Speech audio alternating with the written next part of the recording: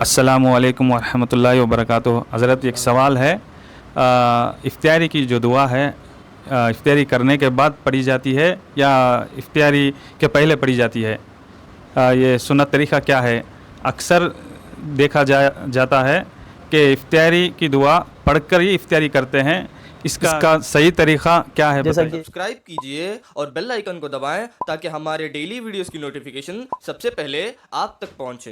जैसा कि अंसर भाई ने एक सवाल किया है कि जो आजकल इफ्तारी करने से पहले दुआ पढ़ के, यानी जो मुरव्विज है, अल्लाहुम्मा लका सुम्तु व बिका आमन्तु व अलैका तवक्कलतु व अला रिज़्क़िका अफ़्तरतु फ़तक़ब्बल मिन्नी। अब चंद लोग जो है इस पर भी एतराज़ करते हैं कि ये दुआ साबित है या नहीं है। इस पर मेरी क्लिप पहले से जो है मैंने अगर जो है यूट्यूब में डाला हुआ है कि ये दुआ जो है हदीज़ों से साबित है बोल के जो है मैं अगर साबित किया हूँ उसमें। अब रही बात, उन्होंने जो सवाल किया है वो सवाल ये है कि जो है क्या ये दुआ इफ्तारी से पहले पढ़ना है या इफ्तारी के बाद में?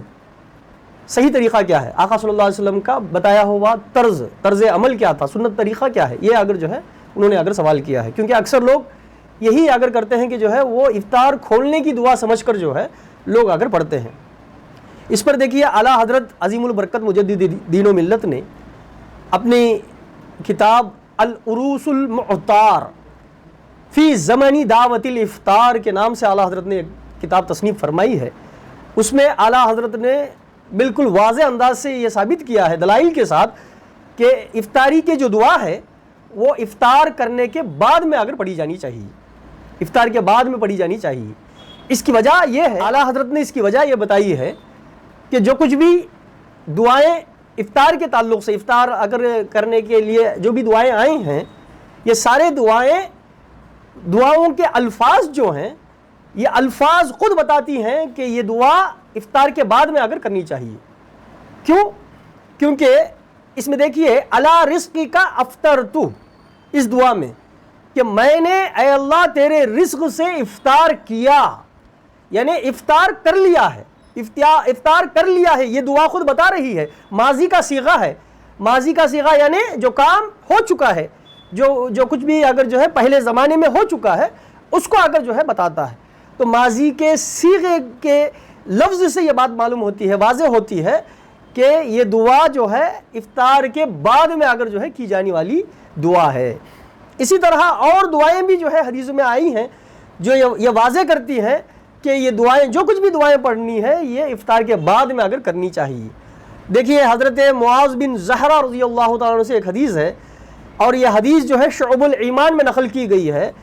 उसके अल्फाज हैं काना रसूलुल्लाह सल्लल्लाहु अलैहि वसल्लम इज़ा अफ़्तरा, कि हुज़ूर अकरम सल्लल्लाहु अलैहि वसल्लम जब इफ्तार कर लिए होते, क़ाला अल्हम्दुलिल्लाहि लज़ी आननी फ़सुमतु व रज़क़नी फ़फ्तरतु, यानी ऐ अल्लाह जो रिज़्क़ तूने दिया है उससे मैंने इफ्तार किया बोलकर हुज़ूर अकरम सल्लल्लाहु अलैहि वसल्लम जो है दुआ किया करते थे बोलकर जो है आई है।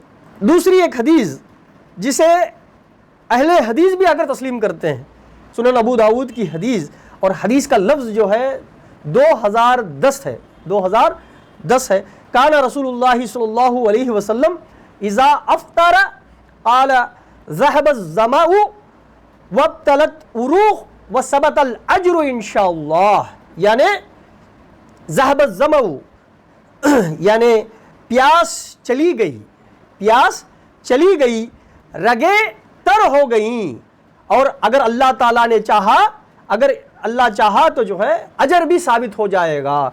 तो देखिए इस दुआ में भी जो है प्यास चली गई। अब प्यास कब जाएगी? जब इफ्तार कर चुकेंगे तभी अगर जो है प्यास अगर जाएगी। और रगें तर हो गई, रगें तर कब होंगी? जब पानी जो है पींग जो है वो अगर जो है क्या हो सकती हैं? तर हो सकती हैं।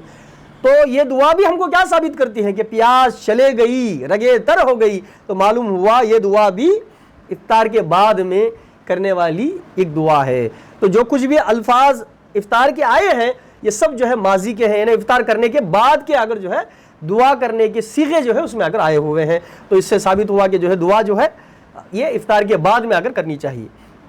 पहले आप अगर बिस्मिल्लाह कह के जो है इफ्तार कर लेंगे, उसके बाद में जो है ये दुआ अगर पढ़ेंगे, यही सही तरीक़ा है, यही सुन्नत का तरीक़ा है।